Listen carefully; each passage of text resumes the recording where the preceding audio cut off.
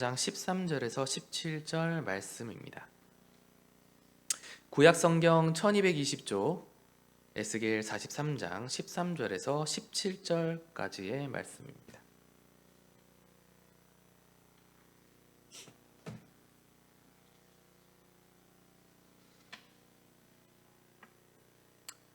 네, 한 절씩 돌아가면서 읽고 마지막 절은 합독하도록 하겠습니다. 제단의 크기는 이러하니라. 한 자는 팔꿈치에서부터 손가락에 이르고 한 손바닥 넓이가 더한 것이라. 제단 밑바닥의 높이는 한 척이요 그 사방 가장자리의 너비는 한 척이요 그 가로 둘린 턱의 너비는 한 뼘이니 이는 제단 밑받침이요.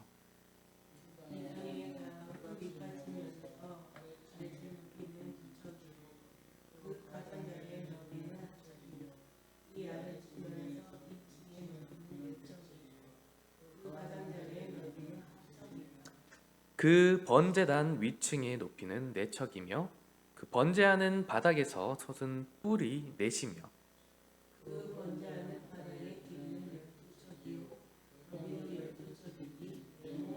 다 같이요. 그 아래층의 길이는 14척이요 너비는 14척이니 네모 반듯하고 그 밑바닥에 돌린 턱의 너비는 반척이며 그 가장자리의 너비는 한 척이니라. 그 층계는 동쪽을 향하게 할지니라. 아멘. 오늘 말씀의 제목은 우리의 몸을 예물로 주님께 라는 제목으로 말씀 선포하도록 하겠습니다. 우리의 몸을 예물로 주님께 라는 제목으로 말씀 선포하도록 하겠습니다. 우리가 이 새 성전 그리고 새 성읍에 대해서 계속 말씀을 나누고 있습니다. 이 40장에서 48장 에스겔서 40장에서 48절 말씀은 이스라엘 새 성읍과 새 성전에 대한 환상으로 이야기를 하고 있는데요. 이 말씀이 상당히 난해합니다. 우리 목사님께서 너무 설교를 잘 해주고 계신데 상당히 난해해서 이스라엘에서도 그 하브루타라고 해서 이 자녀들을 교육을 하게 되는데 말씀을 보고 그리고 질문을 많이 하게 됩니다. 자녀들이. 그런데 이스라엘에서도 이 에스겔서 40장에서 48장까지의 말씀에 대해서는 말을 하는 거를 아낍니다. 자녀들이 성인이 되기까지 에스겔 40장에서 48장에 대해서 말을 하지 않습니다. 혹시나 자녀들이 물어보게 되면 심지어 어떻게까지 얘기를 하냐면 엘리야 선지자가 오면 가르쳐 줄 것이다 라고 이야기를 합니다. 그만큼 이 에스겔 40장에서 48장 말씀이 좀 상당히 난해한 말씀이라고 보시면 좋을 것 같습니다. 혹시나 목사님께서 말씀하셨던 부분과 제가 말씀드리는 부분들이 좀 다르다 할지라도 관점이 다르기 때문에 그럴 수도 있고요. 또는 제가 해석이 부족해도 그럴 수도 있기 때문에 이해해 주시면 감사하겠습니다. 우리 40장에서 43장은 새 성전의 모습을 계속 이야기를 하고 있습니다. 그리고 44장에서 46장에 대해서는 새로운 예배의 의식에 대해서 이야기를 할 거고요. 43장 후반부부터는 새로운 의식에 대해서 사실은 먼저 들어갑니다. 그리고 47장, 48장은 언약 백성을 위한 새로운 땅의 분배에 대해서 이야기를 하고 있습니다. 목사님께서 계속 말씀해주고 계시긴 한데요. 다시 한번 더 정리하자고 하면 우리가 이 새 성전이 그리고 새 성읍이 언제 세워지냐에 대해서 그 의견이 많이 분분합니다. 제1성전은 어떤 성전이었죠? 처음에 지어진 성전 솔로몬 성전이었죠. 그 다음에 지어진 게 스룹바벨 성전이었죠. 이 이스라엘 백성들이 그 다시금 복귀를 하면서 스룹바벨을 통해서 새 성전이 지어집니다. 그리고 또 지어진 게 어떤 거였죠? 헤롯 성전이죠. 그 스룹바벨 성전을 증축을 해서 지어진 게 헤롯 성전이라고 보시면 되는데, 그러면 이 성전의 우리가 말하는 이 새 성전의 모습이 스룹바벨이나 솔로몬이나 헤롯 성전과 같으냐 했을 때 같지가 않죠. 그리고 뭐 언젠가 지어질 수도 있지 않을까라는 생각은 하지만 그거는 언제 지어질지는 확실하게 하나님께서 말씀하시지 않았습니다. 그래서 요한계시록에 나오는 그 새하늘과 새 땅에서 지어지는 성전이 아닐까라고 생각을 할 수도 있는데, 사실은 요한계시록에는 성전이 없죠. 요한계시록 21장에 이렇게 얘기하고 있습니다. 21장 22절 말씀에 성 안에서 내가 성전을 보지 못하였으니 이는 주 하나님 곧 전능하신 이와 및 어린 양이 그 성전이심이니라. 그래서 요한계시록에 나오는 성전일까 했을 때도 성전이 아니겠죠. 왜냐하면 예수 그리스도께서 성전 되시기 때문에 성전이 없다라고 이야기를 하고 있습니다. 보지 못했다. 요한이 그렇게 이야기를 하고 있습니다. 그래서 뭐 많은 학자들이 천년 왕국의 성전이 아니냐 뭐 이런 얘기도 하는데, 제가 보았을 때, 그리고 우리 목사님께서 말씀하신 것도 이 새 성전은 우리 신약 시대에 살아가는 우리의 모습이다라고 말씀을 하셨던 걸로 기억을 합니다. 저도 동일하게 생각을 하고요. 현재 우리의 모습, 그 모습을 영적으로 보는 이 성전에 대해서 이야기를 하고 있지 않을까라고 저는 생각을 하고 있습니다. 이전에 모세의 성막이라든가 솔로몬의 성전 같은 경우는 하나님께서 그 실제적인 그런 말씀들을 주셨었습니다. 실제 건축을 위해서 말씀하셔서 짓도록 명령을 하셨습니다. 성막이라든가 이제 그 성전 같은 경우는 실제 사이즈라든가 이런 것들을 하나님께서 말씀을 하셨는데, 에스겔에서는 그냥 측량하라 라고 말씀을 하십니다. 출애굽기 25장 9절 말씀에 보면 무릇 내가 내게 보이는 모양대로 장막을 짓고 기구들도 그 모양에 따라 지을지니라. 하나님께서 말씀을 하시죠. 이렇게 지어라 라고 말씀을 하시는데, 이 새 성전 같은 경우는 하나님이 측량하라, 그리고 측량을 하는 것들을 그냥 보고 기억하라, 그리고 받아서 적으라. 나중에 그 이스라엘 백성들에게 이 측량한 것들을 이야기를 하기 위해서 그것들을 추후에 적으라라고 말씀을 하시거든요. 그러니까 뭐 이것을 지어라라고 명확하게 말씀하시진 않는 것 같습니다. 그래서 예상컨대 이것은 그냥 환상에서 하나님께서 에스겔에게 보여주시고, 그리고 이것들을 영적인 것들로 해석하라라는 말씀으로 저는 볼 수 있을 것 같습니다. 또 특히 에스겔 성전, 이 성전에 나오는 성전들은 이제 구약의 성전의 모습이랑 많이 차이가 있습니다. 어떤 것들이 차이가 있냐면 좀 이런 것들이 좀 없습니다. 첫 번째로 휘장이 없어요. 휘장이 예수 그리스도께서 죽으심으로 휘장이 찢어졌죠. 그럼으로써 지성소와 성소 간에 막고 있는 담이 없어졌습니다.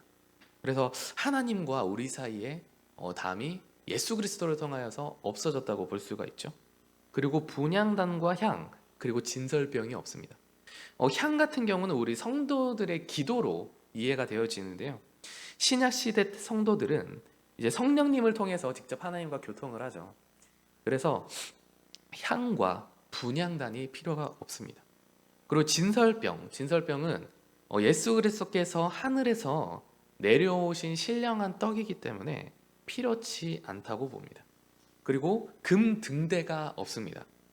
예수님이 세상의 빛으로 오시기 때문에 예수님께서 등대가 되어 주시죠. 우리의 등대가 되어 주시기 때문에 등대가 성소에 필요하지 않습니다. 그리고 언약궤가 없습니다. 예수께서 우리의 언약궤가, 예수 그리스도가 우리의 언약궤가 되어 주시기 때문에 언약궤가 필요치가 않습니다. 구약 시대 때 갖춰져야 하는 중요한 기물들이 에스겔 성전에는 없는 것입니다. 또한 새 예루살렘에서는 성전이 필요하지 않기 때문에 이 에스겔 성전 같은 경우는 예수 그리스도를 통한 신약 시대 성도들을 향한 영적인 성전의 모습이라고 이해하시면 좋을 것 같습니다. 오늘 번제단에 대해서 좀 잠깐 설명을 하게 될 텐데요. 13절에서 17절 말씀은 번제단의 모양과 크기에 대해서 이야기를 하고 있습니다. 참 재밌죠. 번제단의 모양과 크기를 아주 정확하게 치수를 재서 이야기를 하고 있습니다. 제가 자료를 조금 나눠드리고 싶은데요.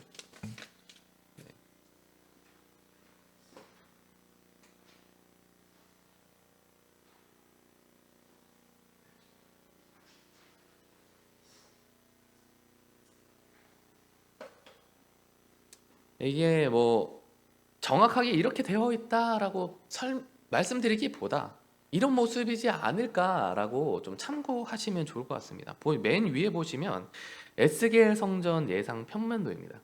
평면도는 이제 정확한 치수에 따라서 이제 예상을 해서 작성을 했는데요. 우측에 보시면 동문이라고 되어 있죠. 동문. 여호와께서 하나님의 영광이 동문을 통해서 들어오십니다. 그리고 우리가 나중에 좀 하겠지만 이 동문을 하나님이 닫아 놓으라라고 말씀하십니다. 왜냐하면 다른 것들이 들어오지 못하고 그리고 여호와께서 떠나지 않는다. 여호와의 성전에서 떠나지 않을 것이다라는 의미를 내포하고 있습니다. 그리고 위쪽에 북문이 있고 밑쪽에 남문이 있는데 정중앙에 보면 번제단이라고 혹시 보이시나요? 이 번제단이 오늘 우리가 크기를 측량하게 될 번제단이 정중앙에 있습니다. 정중앙에 있다는 것은 그만큼 중요하겠죠. 그리고 오른쪽 동문에서부터 하나님께서 들어오시는데 동문을 통해서 바깥들 그리고 안뜰 그리고 제일 처음 맞이하는 것이 번제단입니다. 그리고 성소로 들어가고 지성소로 들어가게 되시는 겁니다. 할렐루야. 그래서 이 번제단이 참으로 중요한 위치에 있고 참으로 중요한 역할을 하고 있다고 보시면 좋을 것 같습니다. 그 밑에 보시면 이제 에스겔 성전 예상 주변 모습인데 요건 요런 식으로 좀 지어졌지 않았을까라고 좀 예상만 하시면 될 것 같고요. 맨 밑에 보시면 에스겔 성전 번제단의 예상 모습에 대해서 나오고 있어요. 오늘 들어갈 말씀인데 말씀을 한번 보면서 같이 비교하면서 한번 보시면 좋을 것 같습니다. 먼저 이제 번제단 같은 경우는 이 역할이 상당히 중요하다고 말씀을 드렸는데 번제단에서 뭐를 하게 되죠? 우리가 잘 알고 있는 것들 번제를 드리죠. 그 예물을 가지고 제물을 가지고 여기서 태워서 드립니다. 하나님 앞에 올려 드리는데 하나님과 우리 사이에는 피 흘림 제물 없이는 절대로 하나님께 우리가 나아갈 수 없다고 하는 것입니다. 하나님께서 이 성전을 통해서 계속 말씀하시는 것이 있는데 거룩함입니다. 왜냐하면 그전 성전은 어땠죠? 예루살렘 이 이스라엘 백성들이 이 성전을 엄청 더럽혔잖아요. 우상들을 숭배하고 그 칸막이 하나만 두고 장막 하나만 두고 이스라엘 백성들이 죄를 지었다라고 하나님께서 말씀을 하시잖아요. 제사장들조차도 엄청난 죄를 많이 지었습니다. 그래서 조금 뒤에 얘기를 나중에 며칠 뒤에 얘기를 하겠지만 레위 사람들이 하나님의 제단 가운데 그 제사장의 역할을 못하게 하나님 말씀하십니다. 그리고 사독의 자손들만 그 하나님 앞에 제사를 드릴 수 있도록 하나님께서 말씀하십니다. 그 무엇을 뜻하냐면 거룩에 대해서 이야기를 하고 있는 거예요.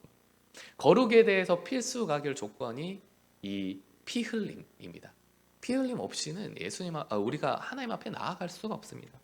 그런데 이 피 흘림은 예수 그리스도께서 이미 피를 흘려 주셨습니다. 할렐루야. 예수 그리스도께서 번제단을 통해서 우리와 화목하게 하실 것입니다. 할렐루야. 그 예수 그리스도를 기억하는 여러분들 되시길 예수 그리스도로 축복합니다.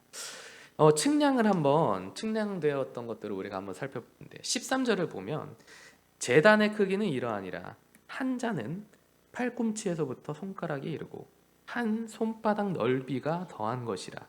제단 밑받침의 높이는 한 척이요 그 사방 가장자리의 너비는 한 척이며 그 가로 둘린 턱의 너비는 한 뼘이니 이는 제단 밑받침이요 라고 이야기를 하고 있는데요. 앞에 나오는 이제 제단의 크기는 이러하니라, 제단의 크기를 이야기를 하죠. 한자는 팔꿈치에서부터 손가락에 이르고 한 손바닥의 너비가 더한 것이라. 한자 우리 얘기를 들었었죠. 한자가 여기서부터 여기까지 팔꿈치에부터 손가락까지 이르는데 손바닥에 하나 더 있다고 보시면 됩니다. 이게 그 한자를 이야기를 하는데 대략 한자는 53.2cm. 그러니까 뭐 좀 쉽게 얘기해서 그냥 50cm라고 기억을 하시면 좋을 것 같습니다. 그래서 그 그림을 보시면 맨 밑에 있는 것이 그 밑받침인데요. 이 밑받침에 대해서 지금 이야기를 합니다. 제단 밑받침의 높이는 한 척이요. 그 사방 가장자리의 너비는 한 척이요. 그래서 그 제단 밑받침부터 제단의 크기를 측량되는데 밑받침부터 시작해서 1층, 2층, 3층 그리고 옆에 계단에 대해서까지 설명을 하면 오늘 이 번제단이 끝납니다. 맨 밑부분에 밑받침인데 높이가 한 척. 그러니까 아까 전에 말씀드렸던 한자가 한 척이라고 보시면 돼요. 대략 50cm가 됩니다. 가장자리 너비 또한 한 척, 그러니까 50cm고요. 턱의 너비는 한 뼘, 즉 한 20cm 정도라고 보시면 될 것 같습니다. 그래서 밑받침 이야기를 드렸고요. 그리고 조금 더 나아갈 건데 14절 한번 다 같이 읽어볼까요? 시작. 이 땅에 닿은 밑받침 면에서 아래층의 높이는 두 척이요 그 가장자리의 너비는 한 척이며 이 아래층 면에서 이 층의 높이는 네 척이요 그 가장자리의 너비는 한 척이요. 그래서 밑받침은 했으니까 그 바로 위에가 1층이에요. 1층. 1층 같은 경우는 이제 아래층이라고 표현을 하는데요. 아래층은 높이가 100cm, 즉 1m 정도라고 보시면 되고요. 가장자리 너비는 동일하게 50cm로 한 척으로 측량되어집니다. 이 아랫면에서 2층의 높이는 4척이요라고 하는데 그 아래층 바로 위에 있는 2층을 또 이야기를 합니다. 그 가장자리의 너비는 한 척이다 라고 얘기를 하는데 2층 같은 경우는 높이가 4척이라고 하죠. 이게 2m 정도라고 보시면 되고요. 가장자리의 너비는 5cm로 볼 수 있을 것 같습니다. 그 다음에 이제 15절 다 같이 한번 읽어봅시다. 시작. 그 번제단 위층의 높이는 4척이며 그 번제하는 바닥에서 솟은 뿔이 4시며 맨 윗부분을 얘기를 하죠. 네, 맨 윗부분 3층이라고 볼 수 있을 것 같아요. 제단 맨 윗부분의 3층은 높이가 4척이라고 하는데 2m 정도라고 보시면 될 것 같고요. 각 모서리 부분에 뿔이 하나씩 있다. 근데 맨 위에 보시면 그 그림 맨 위에 보시면 조그만하게 뿔같이 생긴 게 보이시죠? 요게 각 모서리에 하나씩 있는데 총 4개가 있다고 보시면 될 것 같아요. 자, 그렇게 들어가게 되고요. 이렇게 해서 밑바닥 1층, 2층, 3층까지 다 말씀을 드렸는데 이제 그러면은 크기가 어떻게 되냐가 궁금할 수 있죠. 그 전체적인 크기. 근데 맨 위에 있는 크기 같은 경우는 16절 말씀에 이렇게 나옵니다. 16절 한번 읽어봅시다. 시작. 그 번제하는 바닥의 길이는 12척이요 너비도 12척이니 네모 반듯하고. 그러니까 바닥의 길이라는 것은 맨 위층의 바닥을 얘기를 하는데 그냥 전체적인 크기를 본다고 보시면 될 것 같아요.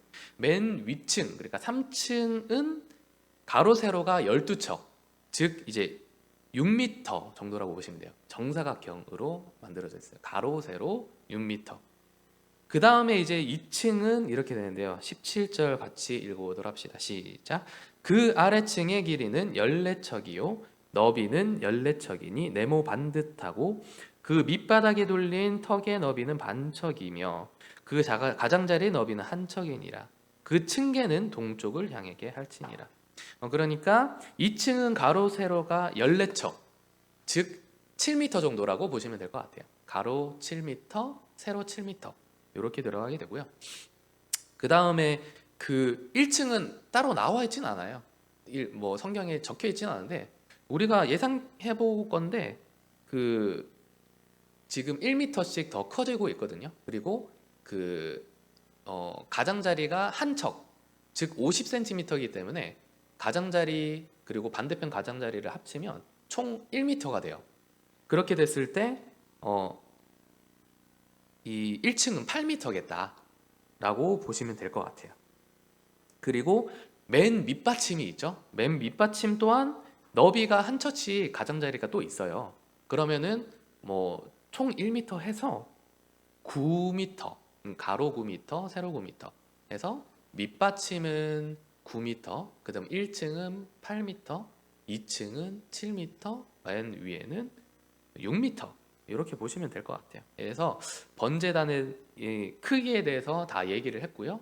맨 오른쪽에는 이 층계, 그러니까 올라갈 수 있는 계단이 되어 있는데 계단이 재미있게 그 층계는 동쪽을 향한다. 그러니까 동쪽에서부터 올라가서 그 성소와 지성소를 바라볼 수 있도록 들어가게 됐죠. 하나님의 영광이 임재가 동쪽에서 임했을 텐데 동쪽으로 들어오면서 그 이 번제단을 먼저 보게 되겠죠. 그런데 층계가 그 동쪽으로 향해 있으니까 하나님의 영광이 그 층계를 올라가지 않았을까. 그리고 그 태워드리는 화목제물과 속건 제물들을 하나님이 향기를 맡지 않았을까. 그리고 성소와 지성소로 들어가지 않을까 생각이 됩니다. 할렐루야. 그래서 여기까지 해서 오늘의 말씀들이 다 마무리가 됩니다. 이 번제단에 대해서 얘기를 우리가 크기와 그 높이와 뭐 그런 것들을 알아봤는데 상당히 정사각형 이런 모습들로 나오죠. 성전 자체도 정사각형으로 되어 있죠. 그 하나님이 완벽한 그 성전의 크기의 모습들을 이야기를 하는 것 같아요. 그래서 거룩에 대한 정확한 우리에게 의미를 부여를 하시게 되고 이렇게 그 정사각형, 이제 가로, 세로 동일하게 들어가는 것들이 하나님이 우리에게 그 정결함을 강조를 하면서 말씀을 하시지 않나 생각이 됩니다. 또한 이제 우리가 예물을 드리는 그 순간에서도 하나님이 영광으로 임하시는데요. 우리 43장 4절에서 5절 한번 다시 돌아가서 한번 읽어보면 좋을 것 같아요. 43장 4절에서 5절 한번 다 같이 읽어봅시다. 시작. 여호와의 영광이 동문을 통하여 성전으로 들어가고 영이 나를 들어 데리고 안뜰로 들어가시기로 내가 보니 여호와의 영광이 성전에 가득하더라. 여호와의 영광이 성전에 가득한다는 것입니다. 할렐루야. 여호와의 영광이 가득하다. 그렇다면 번제단 이 가운데서 하나님의 영광이 가득한 것이죠. 하나님께서 우리와 화합하고 연합하길 원하시는 거죠. 이 성전을 만드신 목적이 뭡니까? 하나님이 우리와 연합하길 원하신다. 번제단이 지어진 이유가 뭡니까? 하나님은 거룩한데 우리와 함께 교류하고 싶은데 우리가 거룩하지 않기 때문이죠. 할렐루야. 예수 그리스도께서 우리와 하나님의 사이를 화목하게 하셨습니다. 예수 그리스도를 우리 성축하고 영광을 돌리는 여러분들 되시기를 예수 스스로 축복합니다. 예수 그리스도를 통하여서 하나님께서 우리를 회복시키실 것입니다. 그리고 이 성전은 신약 시대의 우리에 대한 내용이라고 말씀드렸습니다. 우리가 성전이 되어서 날마다 하나님 앞에 우리를 제물로 드려야 합니다. 할렐루야. 하나님 앞에 날마다 우리를 제물로 올려 드려야 됩니다. 우리가 성전이 되어야 하는 것입니다. 우리가 하나님이 거룩하니 우리도 거룩하라고 말씀하십니다. 그리고 이 성전을 더럽히지 말라고 하나님 말씀하고 계십니다. 우리를 제물로 그리고 예물로 내어드리는 인생이 되시길 예수 그리스도로 축복합니다. 우리 기도하겠습니다. 할렐루야. 살아계신 아버지